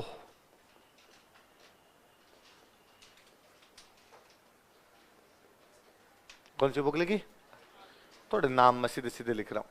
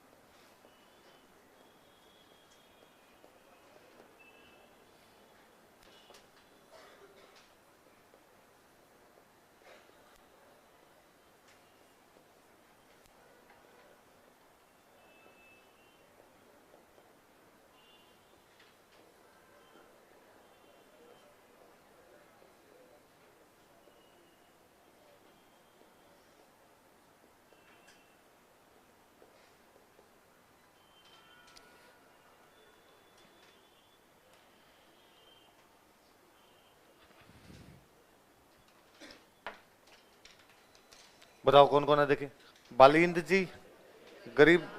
बालिंद जी की बुक का नाम क्या है? आरिलो। बालिंद जी की बुक है, बुक का नाम क्या है? बात दो ये एक साथ याद करना, गरीब दास जी और मिस्किन दास जी। क्या क्या नाम है? क्योंकि मिस्किन का मतलब ही गरीब ही होता है। मिस्किन का मतलब ही क्या होता है? वही कभी मिथुन चक्रवर्ती की मूवी का एक गाना ना, जी हाल मिस्किन, आगे वाला लाइन मुझे पता नहीं, फिर वो आगे उसके सुनाई देती है दिल की धड़कन, तुम्हारा दिल या हमारा दिल है, तो उसमें वो पहले जी हाल मिस्किन ही बोलता है। तो मिस्किन का मतलब गरीब ही होता है। क्या होता है? गरीब। तो गरीबदास, दूसरा भी गरीबदास, गरीबदास की स्क्वायर। आज के बाद आपका कोई दोस्त गरीब हो तो आप क्या कहोगे उसको? है पास में? पास में बैठा हुआ है? ये गरीब है तेरे पास में जो? तुम ठीक आदमी हो। चलो, तो गरीबदास जी और पास में कौन है आपके? मिस्किन दास। तुम दोनों के नाम निकाल दे, तुम गरीबदास, तुम मिस्किन दास। दो नीचे वाले याद कर लो, माधोदास जी, बखना जी और संत दास। क्या क्या नाम है? ये दिन टाबर याद करके मुझे सर मैं आगे आगे सुनाऊंगा, सुना दे तो जल्दी में सुना दे। माधोदास जी, चखना जी, अरे चखना जी नहीं है, बखना जी है, ध्यान रखना। तो चखना जी मत कर लेना, शाम का टाइम आपके चखना बखना याद आ जाए कि सैटरडे हो रहा है आज, फालतू माहौल खराब हो जाए। तो अपने माधवदास जी, बखना जी और संत याद रह जाएंगे। अब अगले संत लिखो, दादू दयाल जी खत्म हो गए, अगले लिखो, अगले नए संत।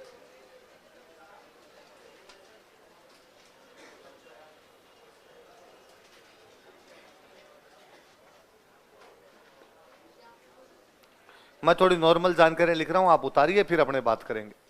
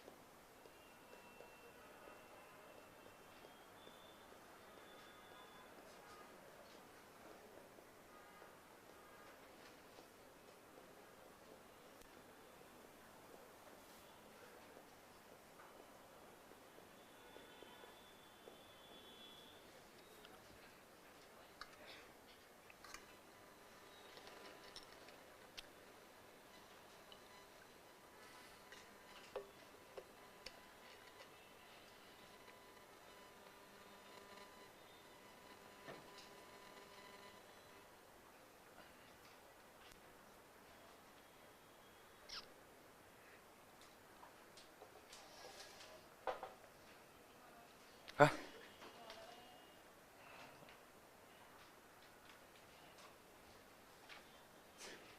लिख लिया, करें बातें इनकी थोड़ी। बताओ, देख जन्म स्थान कहां पर है? पिंपा। पिंपासर जगह पड़ती है नागौर में। कहां पड़ता है? नागौर। लिख लो पिंपासर नागौर। क्या हुआ? पिंपासर नागौर। पिंपासर कहां पर है? अच्छा, इसके बाद में पिताजी का नाम क्या है? लोहट जी। मम्मी का नाम क्या है? हंसा भाई। बचपन का नाम क्या था? जहां आपने उपदेश देते उस जगह को बोलते हैं सांतरी। क्या बोलते हैं? जैसे सत्संग स्थल अलग तरीबा, इनके उपदेश स्थल क्या कहलाते हैं? यहाँ उपदेश दिया तो ये एक सांतरी, यहाँ दिया तो ये एक सांतरी है ना। उपदेश जहां देने के लिए बैठते उस जगह क्या बोलते हैं? सांतरी। इसके बाद लिखा हुआ आगे, मृत्यु कहां हुई? बीकानेर में पड़ता लाला सर, बीकानेर।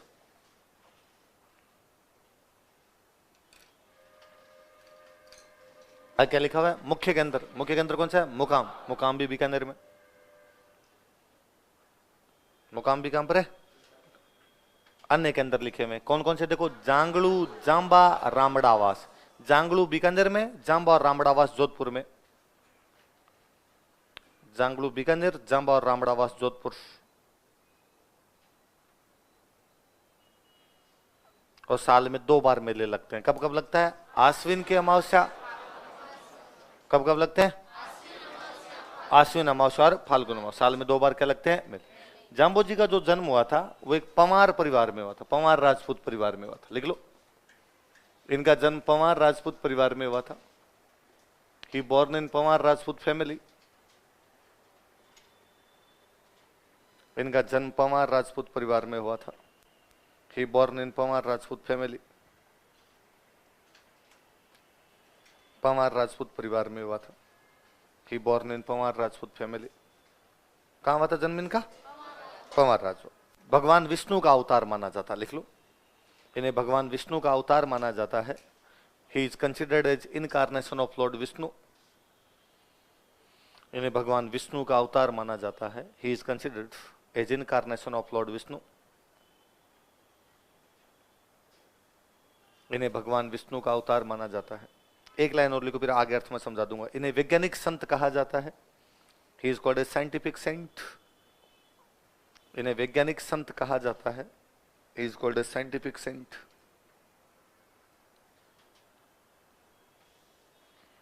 क्या कहा जाता है? जाम्बो जी महाराज जब यहां रहते थे उन दिनों दिल्ली का सुल्तान था सिकंदर लोदी। कौन था? एक बार बीकानेर में बहुत भयंकर अकाल पड़ गया। अच्छा, अकाल में सबसे अधिक समस्या होती है बेचारे पशुओं के।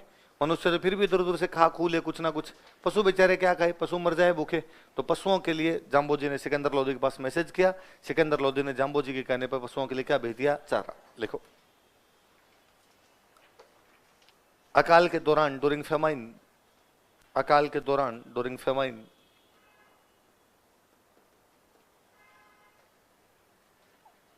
जाम्बो जी के कहने पर, on advice of Jambo ji, Jambo ji के कहने पर, on advice of Jambo ji, Sikandar Lodi ने पशुओं के लिए चारा भेजा था। Sikandar Lodi sent cattle feed. Sikandar Lodi ने पशुओं के लिए चारा भेजा था। Sikandar Lodi sent cattle feed. Sikandar Lodi ने पशुओं के लिए चारा भेजा था। इन्हीं दिनों जोधपुर में राजा हुआ करते जोधा, और बीकानेर उनके बेटे ने बसा लिया था। कौन? बीका। ये दोनों बाप बेटा भी जाम्बो जी को खूब मान सम्मान रखते थे। लिखो, जोधपुर का राजा जोधा व बीकानेर का राजा Bika. Jodhpur king Jodha and Bikaner king Bika. Jodhpur के राजा जोधा व बीकानेर किंग बीका। जोधपुर के राजा जोधा व बीकानेर के राजा बीका भी जाम्बो जी का सम्मान करते थे। ऑल्सो रेस्पेक्टेड जाम्बो जी। भी जाम्बो जी का सम्मान करते थे। ऑल्सो रेस्पेक्टेड जाम्बो जी।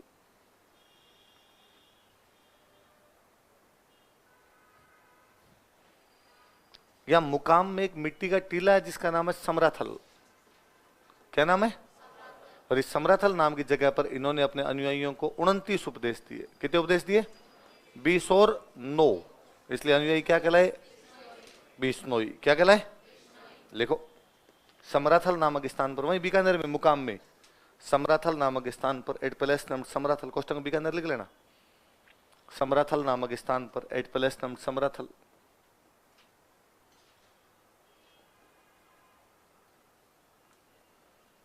इन्होंने अपने अनुयायियों को 29 उपदेश दिए थे। He gave 29 teachings to his disciples. इन्होंने अपने अनुयायियों को 29 उपदेश दिए थे। टाइम देखो, बोलो जाम्बो जी महाराज की। देखो, इन्होंने अपने अनुयायियों को 29 उपदेश दिए थे। He gave 29 teachings to his disciples. 29 उपदेश दिए थे। अतः इनके अनुयायियों को बिश्नोई कहा जाता है। So his disciples are called as Bishnoi. अतः इनके अनुयायियों को बिश्नोई कहा जाता है। So his disciples are called as Bishnoi. अनुयायियों क्या कहा जाता है? बिश्नोई कहा जाता है।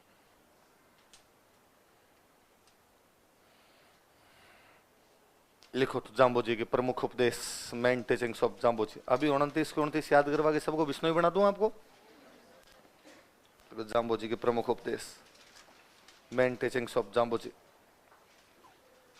सीधी सीधी बातें कही थी। संत आदमी नॉर्मल बातें कहेंगे। सुबह जल्दी उठना चाहिए, जल्दी उठ के नहा लेना चाहिए, दोनों टाइम अगरबत्ती कर लेनी चाहिए, अमावस्या के दिन व्रत रखना चाहिए, झूठ नहीं बोलना चाहिए, दूसरों का बुरा नहीं करना, सिंपल सिंपल बातें, दो चार जो अपने काम की बातें वो लिख लेते हैं। जैसे इन्होंने एक कहा था कि भाई हरे पेड़ पौधे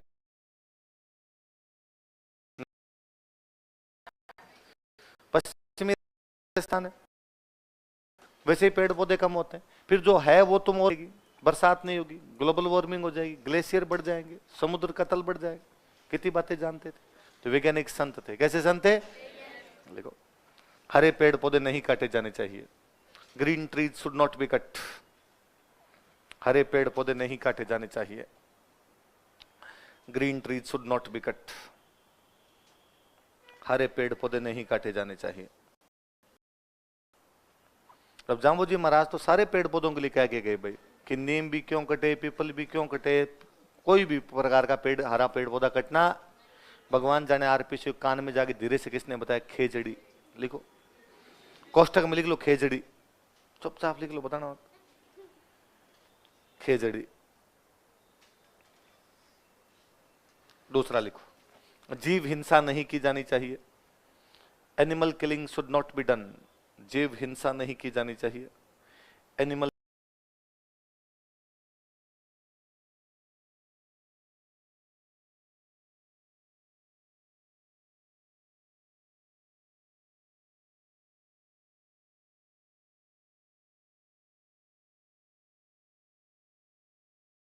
नॉट बी डन।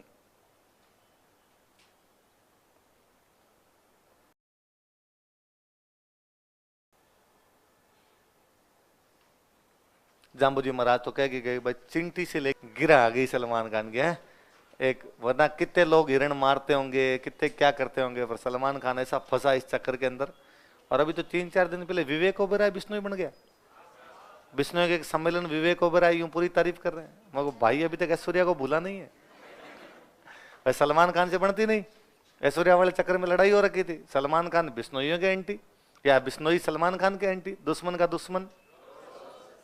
तो मैं भाषण सुना, पूरा पूरा ढंग से बता रहा है विवेक ओबेरॉय। तो 29 नियम होते हैं, ये होता है, ये होता है, मैं आया हूं, मैं इस धर्म के बारे में जानना चाहता हूं, सीखना चाहता हूं। भाई पूरा फॉर्म में आज तो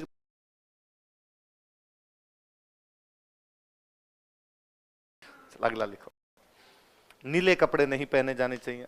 मेरे को जाम्बू जी माफ नहीं करेंगे आज। नीले कपड़े शुड नॉट बी वॉर्न, नीले कपड़े नहीं पहने जाने चाहिए, blue cloth should not B Warne. मैं हमेशा ध्यान रखता हूँ, जाम्बू जी पढ़ाता हूँ, उसने नीले नहीं पहन के आता। आज भी मती खराब हुई मेरी, याद नहीं रहा, पड़ा बेच।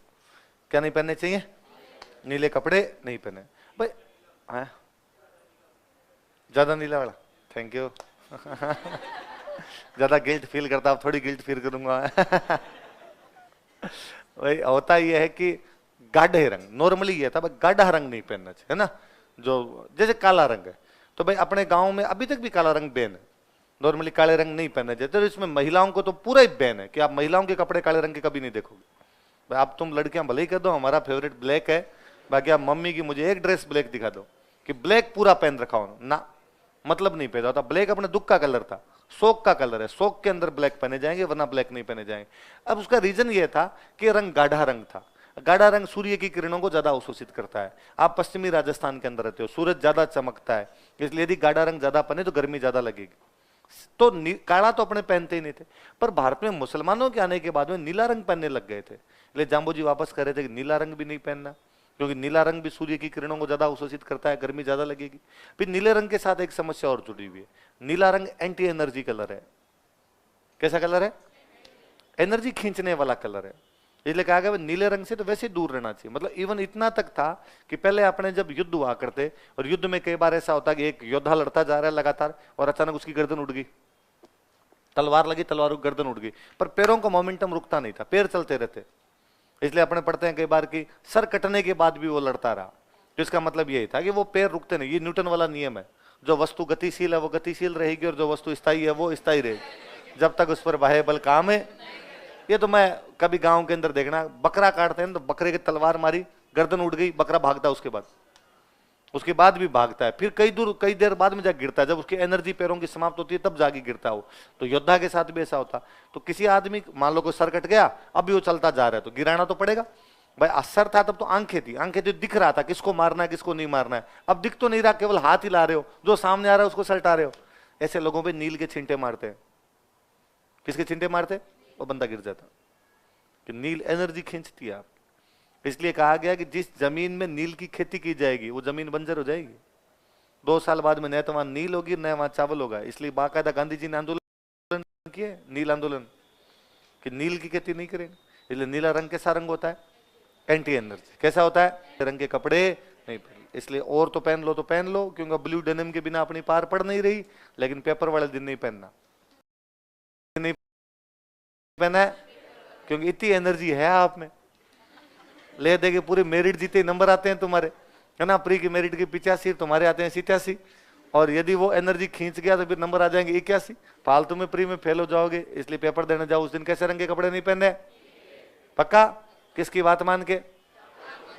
जाम्बोजी महाराज, मेरी नहीं, जाम्बोजी महाराज। अगला लिखो, लिखो विधवा विवाह को प्रोत्साहन दिया।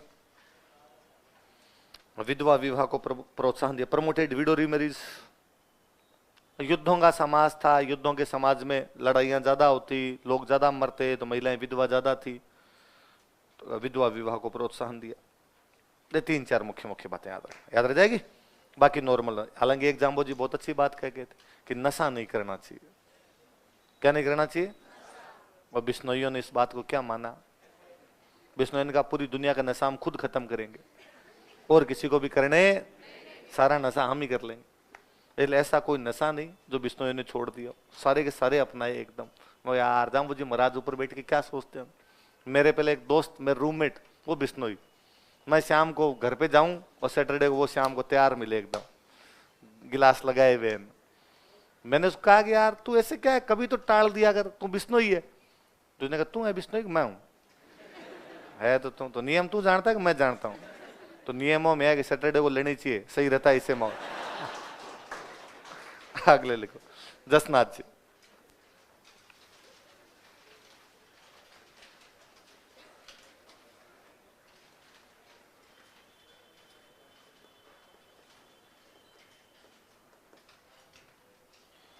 जसनाथ जी।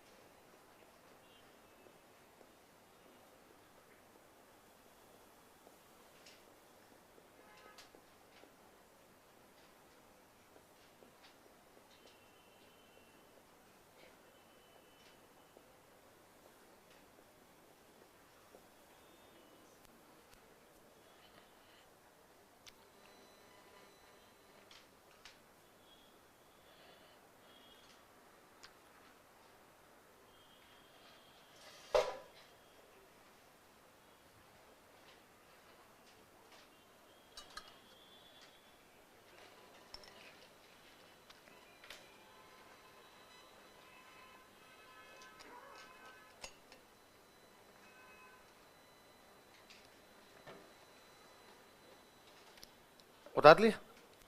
बताओ, देखिए जन्म कहां पर हुआ? कतरिया से। कतरिया सर भी बीकानेर में एक जगह। कहां पे कतरिया सर? पिताजी का नाम हमीर, मम्मी का नाम रूपा। मुख्य के अंदर भी कौन सा? कतरिया। अन्य के अंदर कौन कौन से? बम्बलू, लिखमा देसर, पूंदरासर, मालासर, पांचला सिद्धा। दोबारा बोलो देखिए, बम्बलू, लिखमा देसर, पूंदरासर, मालासर। ये जो पांचला सिद्धा है ना, ये नागौर में है, बाकी सारी की सारी जगह बीकानेर में। पांचला सिद्धा नागौर, बाकी सारी जगह बीकानेर।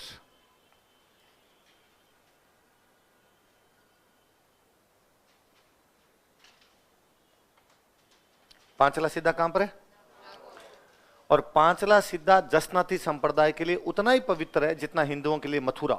तो जसनाती संप्रदाय की मथुरा किसे कहा जाता है? पांचला सिद्धा। लिख लो पांचला सिद्धा के आगे लिखो जसनाती संप्रदाय की मथुरा, मथुरा ऑफ जसनाती सेक्ट।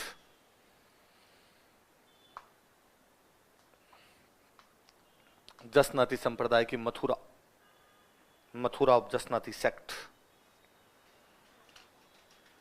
जसनाती संप्रदाय की मथुरा। साल में 3 बार मेले लगते हैं। कितनी बार मेले लगते हैं? बताओ कब कब? चैत्र शुक्ल सप्तमी, आश्विन शुक्ल सप्तमी, आश्विन लिखना, भाद्रपद लिखे आश्विन।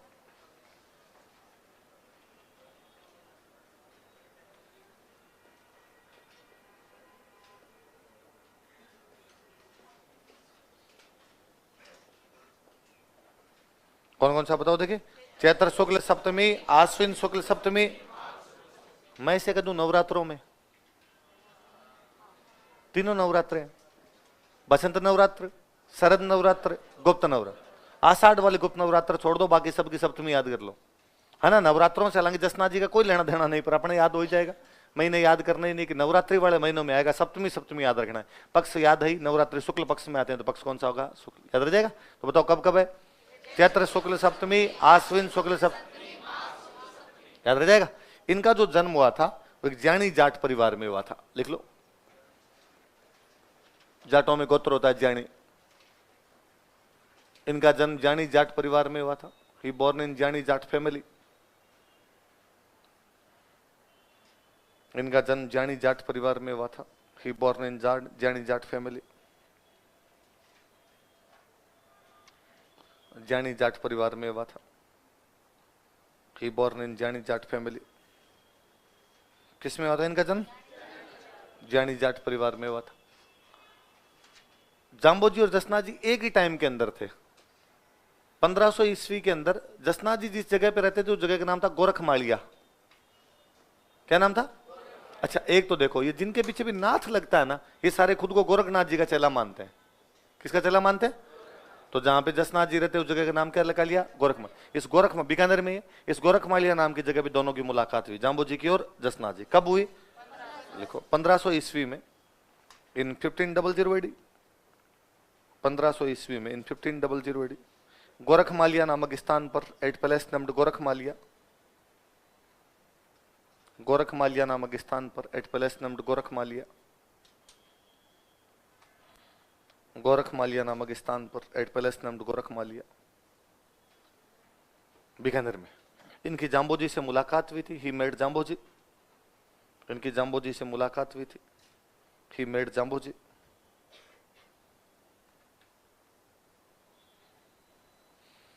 इनकी जाम्बोजी से मुलाकात हुई थी। He made Jamboji. अब बताओ, जाम्बोजी के टाइम दिल्ली का सुल्तान कौन था?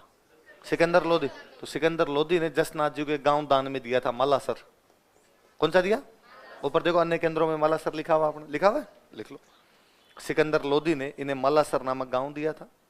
Sikandar Lodhi donated him village named Malasar. Sikandar Lodhi ने इन्हें मालासर नामक गांव दिया था। Sikandar Lodhi donated him village named Malasar. इन्हें मालासर नामक गांव दिया था। जाम्बोजी ने कितने उपदेश दिए? इन्होंने कहा मैं जाम्बोजी से थोड़े ज्यादा दूंगा, मैं दूंगा 36। लिख लो, इन्होंने अपने अनुयायियों को 36 उपदेश दिए थे।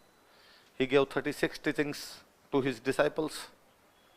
इन्होंने अपने अनुयायियों को 36 उपदेश दिए थे।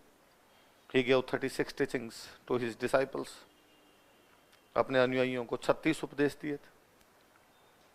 फिर कहा भाई अपनी कोचिंग में रंगारंग कार्यक्रम भी करवाएंगे, तो इनके अनुयायी डांस करते हैं, अग्नि नृत्य। कौन सा करते हैं? लिख लो, इनके अनुयायी अग्नि नृत्य करते हैं। His disciples perform fire dance. इनके अनुयायी अग्नि नृत्य करते हैं। His disciples perform fire dance. इनके अनुयायी अग्नि नृत्य करते हैं। His disciples perform fire dance. अच्छा, वो कौन से पेड़ को पवित्र मानते हैं? खेजड़ी। अभी के अंदर में दूसरा पेड़ बचा, जाड़। तो जाड़ के पेड़ को और मोर के पंख को पवित्र मानते हैं। किस किस को पवित्र मानते हैं? लिख लो, इनके अनुयायी हिज डिसाइपल्स, इनके अनुयायी हिज डिसाइपल्स जाल वृक्ष तथा मोर पंख को पवित्र मानते हैं। कंसिडर जाल tree and peacock feather auspicious. जाल वृक्ष तथा मोर पंख को पवित्र मानते हैं। कंसिडर जाल tree and peacock feather auspicious. जाल वृक्ष तथा मोर पंख को पवित्र मानते हैं। कंसिडर जाल tree and peacock feather auspicious. जाल वृक्ष तथा मोर पंख को क्या मानते हैं? पवित्र मानते हैं। कौन? इनके जो अनुयायी। इनके जो अनुयायी होते हैं वो गले में काली ऊन का धागा पहनते हैं। कैसा धागा पहनते हैं? लिख लो, इनके अनुयायी गले में काली ऊन का धागा पहनते हैं। His disciples wear black thread under neck. इनके अनुयायी गले में काली ऊन का धागा पहनते हैं। His disciples wear black thread under neck. गले में काली ऊन का धागा पहनते हैं। 36 उपदेश लिए अनुयायियों ने। मोर पंख और जाल वृक्ष को क्या मानते हैं? पवित्र। गले में काली ऊन का क्या पहनते हैं? धागा। कौन सा डांस करते हैं? जसनाथ जी के साथ में इनकी पत्नी की भी पूजा की जाती है। पत्नी का नाम था कालदे। क्या नाम था?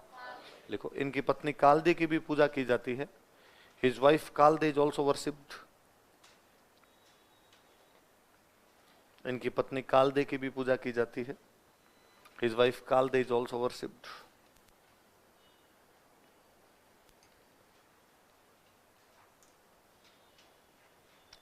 प्रमुख शिष्य लिखो, इनके शिष्य कौन कौन हुए?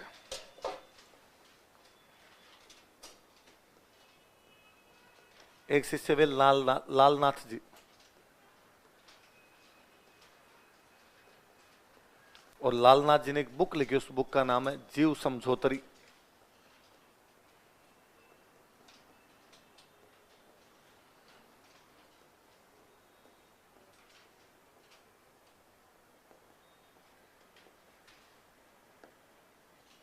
क्या नाम बुक का बताओ? देखिए, जीव समझोतरी। एक वे रामनाथ जी,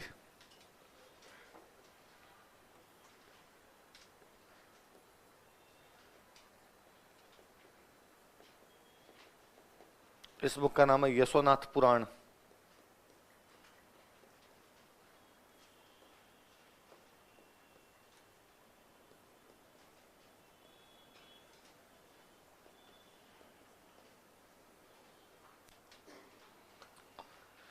वो अपने राजस्थानी में ये को जय बना देते हैं, तो यशोनाथ को अपने बोलते हैं जसनाथ। क्या बोलते हैं? इसलिए अपने किसी के नाम यशवंत नहीं होता। क्या बोलते हैं? होना चाहिए यज्ञमान, अपने बोलते हैं जजमान, है ना? तो वैसे यशोनाथ है ना। तो यशोनाथ पुराण ये जो बुक है ना, इसको बोलते हैं जसनाती संप्रदाय की बाइबिल। लिख लो कोष्टक में, जसनाती संप्रदाय की Bible, Bible of Jasnathi sect.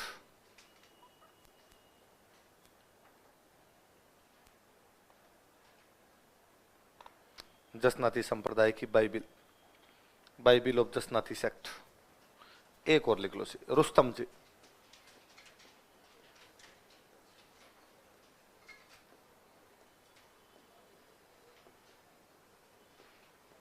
Rustam, Rustam जी औरंगजेब के दरबार में गए थे एक बार। वहां पर इन्होंने अपना अग्नि नृत्य वगैरह दिखाया। औरंगजेब बड़ा राजी हुआ। औरंगजेब ने इनको नगाड़ा व झंडा देकर सम्मानित किया।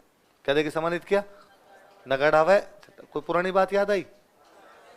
सरनाल का मिर्जा विद्रोह दबाया था, अकबर ने भगवंत दास को नगाड़ा व झंडा देकर सम्मानित किया। बताया था। इसका मतलब है रुस्तम जी अब जब भी आएंगे तो उनके स्वागत में क्या बजेंगे? नगाड़े। क्या लहराए जाएंगे? झंडे। इसका मतलब ये कतई नहीं है कि रुस्तम जी को नगाड़ा देख का बजाओ। देखो, औरंगजेब ने इन्हें नगाड़ा व झंडा देकर सम्मानित किया था। Aurangzeb honoured him by offering नगाड़ा एंड ए फ्लेग। क्या ऑफर किया इनको? नगाड़ा और फ्लेग। औरंगजेब ने इन्हें नगाड़ा व झंडा देकर सम्मानित किया था। Aurangzeb honoured him by offering नगाड़ा एंड ए फ्लैग, नगाड़ा व झंडा देकर सम्मानित किया था।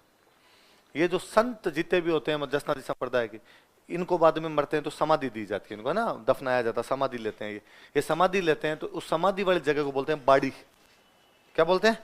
नीचे अलग से एक लाइन लिख दो, समाधि स्थल। समाधि लेते हैं जो संत होते हैं, और उस समाधि को क्या बोलते हैं? बाड़ी। कहते जसनादी संप्रदाय में 84 बाड़ियां। कितनी बाड़ियां फेमस है? लिख लो समाधि प्लेस, समाधि प्लेस बराबर बाड़ी, और कॉस्टम लिख लो 84। तो पूछेगा जसनादी संप्रदाय में समाधि स्थल क्या कहलाता है? क्या कहलाता है? बाड़ी। जसनादी संप्रदाय में कितनी बाड़ी है? 84। चलो बाकी कल पढ़े।